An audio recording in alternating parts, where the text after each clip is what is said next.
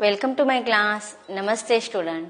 बच्चों, आज हम कक्षा 8वीं की पाठ्य पुस्तक वसंत भाग 3 का अध्ययन करने जा रहे, जिसमें हम चैप्टर नंबर पढ़ेंगे 18वां, जिसका शीर्षक है टोपी।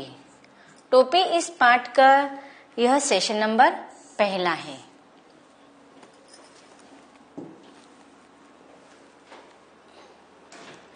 टोपी इस पाठ के लेखक हैं सृंजय। सृंजय, इनका जन्म 25 जनवरी 1961 में हुआ है। इनका जन्म स्थान है बिहार में भोजपुर। इनकी जो लेखन शैली की या विधाओं की जो भाषा है वह हिंदी है। उन्होंने अधिकतर रचनाएं अपने हिंदी भाषा में की है।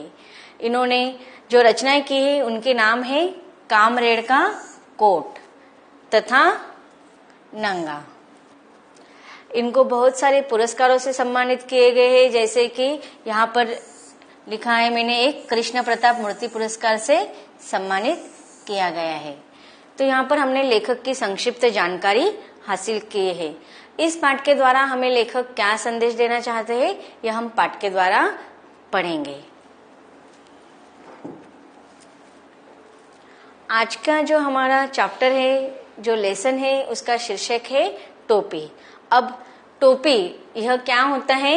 एक मनुष्य का सिर पर रखने का एक वस्त्र होता है, एक साधन होता है।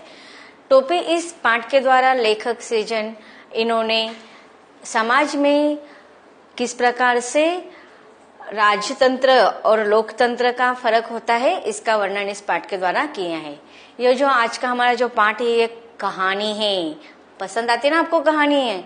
आपने यह पाठ में जो आज कहानी पढ़ने वाले हैं उसको पहले पढ़ा भी होगा या सुना भी होगा। एक लोक कथा है। इसमें हमें इस कथा के द्वारा बहुत सुंदर बोध कथा सुनने को मिलने वाली है। Moral of the story and में हमें पता चल जाएगा कि इस पाठ से हमें क्या मोरल लेखक बताना चाहते हैं।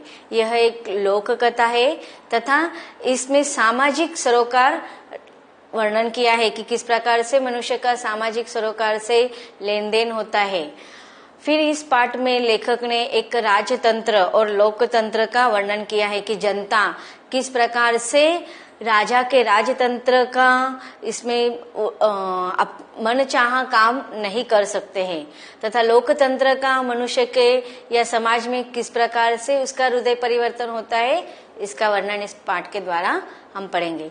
तो हम इस छोटी सी कहानी को आज सुनने वाले हैं और एक सुंदर सी सीख भी हम इससे लेने वाले हैं। तो बच्चों, चलो हम कहानी को पढ़ते हैं। कहानी की शुरुआत करते हैं। एक थी गौरैया और एक था गौरा। अब देखिए, हम भी कहानी सुनते हैं तो उसमें एक राजा रहता है, एक रानी रहती है। तो हमारी कहानी के प्रमुख पात्र कौन है? गौरैया और गौरा। एक थी गौरैया अर्थात गौरैया एक पक्षी होती है, चिड़िया जैसी, और एक था गौरा अर्थात नर गौरैया, उसका पति। तो यहाँ पर एक गौरैया और गौरा की कहानी है। दोनों एक दूसरे के परम संगी थे, परम संगी साथी, कि एक दूसरे के बिना वह रह नहीं पाते थे। दोनों बहुत एक दूसरे पर प्यार करते थे। जहां जाते, जब भी जाते, साथ ही जाते, साथ हंसते, साथ रोते, एक साथ खाते पीते और एक साथ सोते। तो देखो दोनों किस प्रकार से एक दूसरे के सखी थे, संगी थे, कि वह एक दूसरे के बिना कहीं पर भी नहीं आते थे, नहीं जाते थे, बल्कि खाना भी एक साथ ही खाते थे, एक साथ ही रहते थे, एक साथ हंसते, एक साथ रोते और एक साथ सोते भी थे। भिनसार होते ही खोते से निकल पड़ते। भिनसार अर्थात प्रातः काल, बहुत सुबह का समय, सुबह होते ही दोनों अपने खोते से अर्थात घोंसले से निकल पड़ते दाना चुगने के लिए।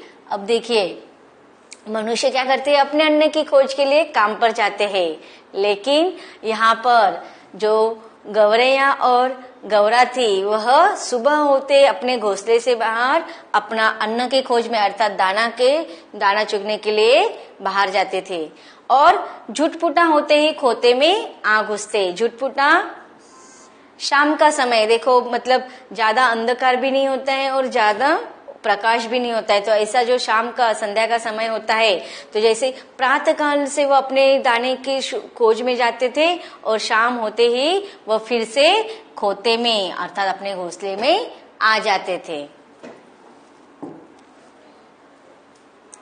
थकान मिटाते और सारे दिन के देखे सुने में हिस्सेदारी बटाते। अब देखिए जैसे वह दिन भर अन्न के खोज में जाते थे ना, तो बहुत थक जाते थे, लेकिन जैसे अपने घोंसले में आ जाते वो अपनी सारी थकान भूल जाते थे और दिन भर जो कुछ उन्होंने देखा, जो कुछ उन्होंने सुना, उसके हिस्सेदारी बटाते। अर्थात दोनों एक दूसरे से अपनी बातचीत शेयर करते थे। एक शाम गौरैया बोली, आदमी को देखते हो कैसे रंग बिरंगे कपड़े पहनते हैं, कितना फपता है उन पर कपड़ा।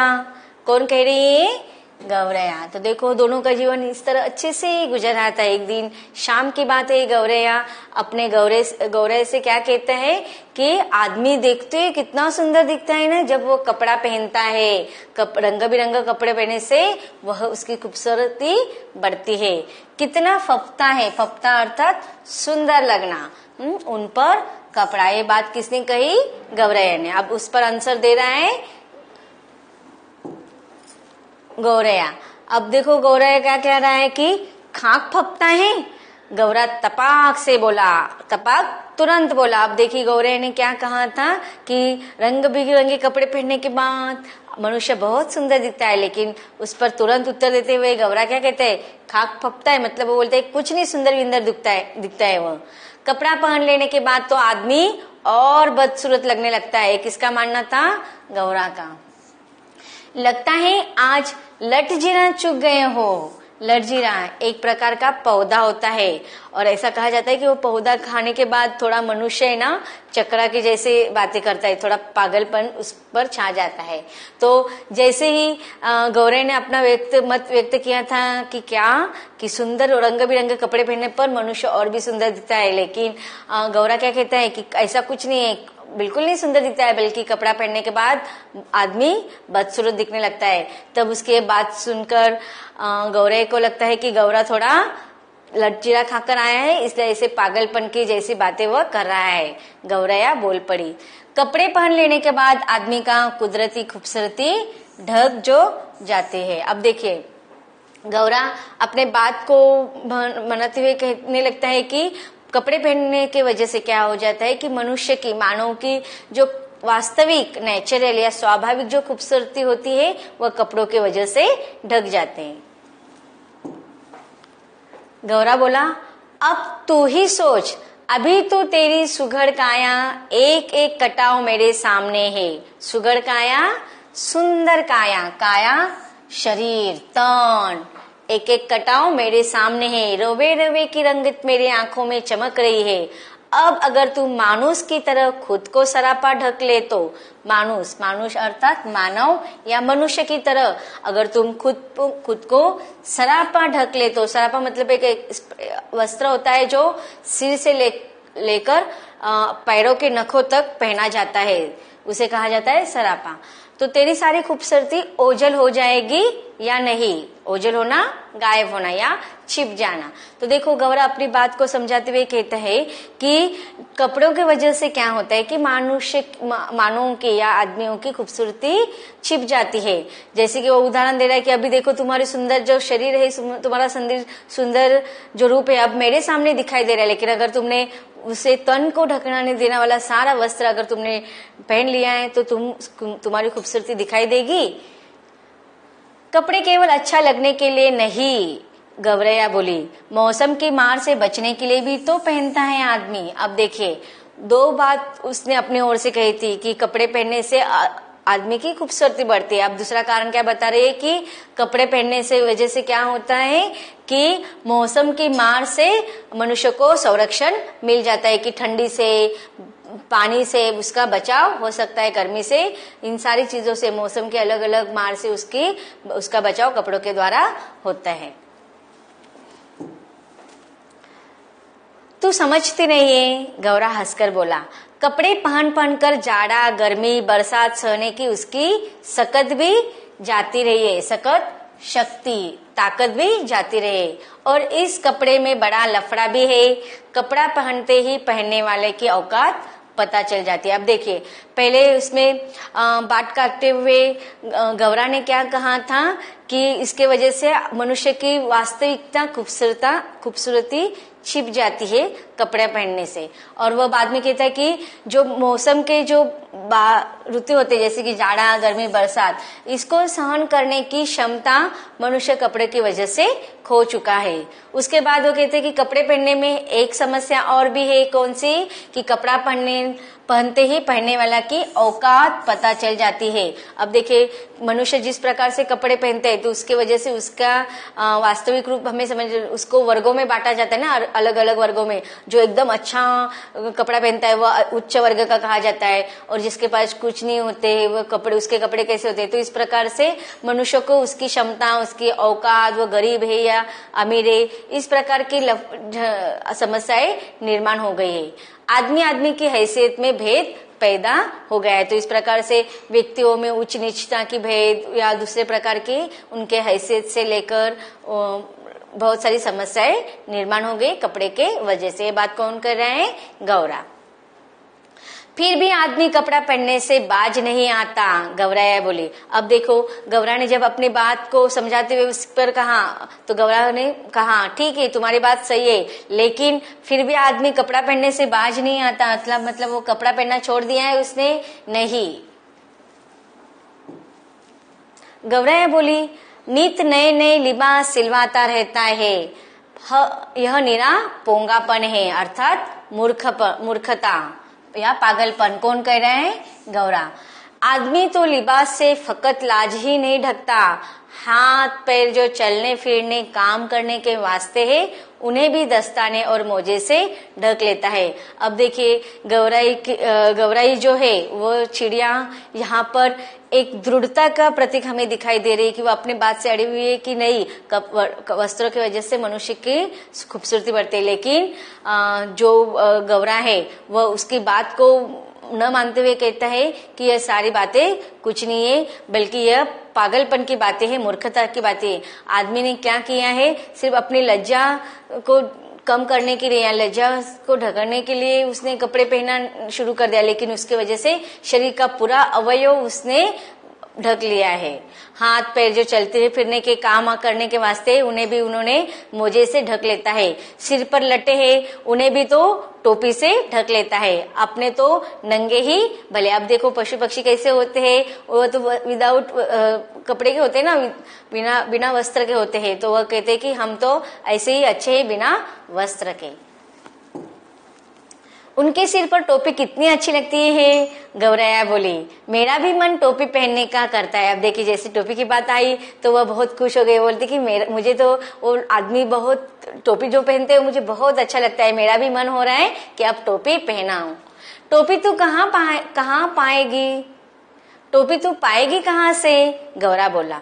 टोपी तो आदमियों का राजा पहनता है, जानती है। अब देखिए वो क्या कह रही है गौरा कि मुझे टोपी पहनने की इच्छा हुई, लेकिन गौरा उसे बोलता है तुझे पता है टोपी कहाँ मिलती है और तू कैसे पहनेगी, कहाँ पहनेगी। टोपी कौन पहनता है पता है? आदमियों को जो राजा होता है ना वो टोपी पहनता है। जानती है एक टोपी के लिए कितने का टाट उलट जाता है, मतलब कितने प्रयास करने पड़ते हैं एक छोटी सी टोपी बनाने के लिए। जरा सी चूक हुई कि टोपी उछलने में देर नहीं लगती। टोपी उछलना, अब देखिए यहाँ पर ये मुहावरा है, टोपी उछलना अर्थात बेइज्जत होना। अब देखो हमारी इज्जत को संभालने के लिए टोपी की भी कितनी संरक्षण करनी पड़ती है। अपनी टोपी सलामत रहे, टोपी सलामत रहना, जान सलामत रहना या इज्जत सलामत रहना, इसी फिक्र में कितनों की टोपी पहनानी पड़ती है। टोपी पहना, देखो अब यहाँ पर अलग अलग 3 मुहावरे दिए गए हैं। टोपी उछालना, टोपी सलामत रखना, टोपी पहनना। टोपी पहनना मतलब दूसरी की चापलूसी करना या दूसरे से काम निकालने के लिए उसके आगे पीछे करना। मेरी मान तो तू इस चक्कर में पड़े ही मत। गौरा था तनिक समझदार इसलिए शक्की, जबकि गौरैया थी थोड़ी जिद्दी और धुन की पक्की। देखो अभी हम दोनों का स्वभाव का पता चल रहा है। ठान लिया तो ठान लिया, उसको ही जीवन का लक्ष्य मान लिया। अब देखिए जो गौरई थी उसकी जो स्वभाव था वह बहुत जिद्दी थी और वह जो सोचती है वह करने को प्रयत्न भी करती है। अब उसने जो ठान लिया था, नीचे किया था कौन सा, कि उसको टोपी चाहिए, उसको भी टोपी पहनना है मनुष्य की तरह। अब उसने उसे ही अपने जीवन का लक्ष्य, उद्देश्य, ध्येय मान लिया। जहाँ चाह वही रहा। कहते ना कि जहाँ पर हमारी इच्छा होगी वहीं से हम सारे कार्य करते हैं। तो यह जहाँ चाह वहाँ रहा, यह एक लोकोक्ति है। मामूल के मुताबिक अगले दिन दोनों घुरे पर चुगने निकले। तो जिस प्रकार से तय हुआ था उसके अनुसार दूसरे दिन वह घुरा जहाँ पर कचरा उनका ढेर रहता है वहां पर दाना चुगने के लिए निकले। चुगते चुगते उसे रुई का एक फा मिल गया, अर्थात रुई का एक बहुत सारा ढेर था, उसमें रुई मिल गई। मिल गया मिल गया मिल गया, गौराया मारे खुशी के घुरे पर लौटने लगी। देखते हैं कठिन शब्दों का अर्थ। भिनसार प्रातः काल, खोते से घोंसले से, फबना अच्छा लगना, लटजीरा चिंचड़ा एक पौधा, सुघड़ सुंदर, सरापा नख शिक्षित, सकत शक्ति, पोंगापन मूर्खता।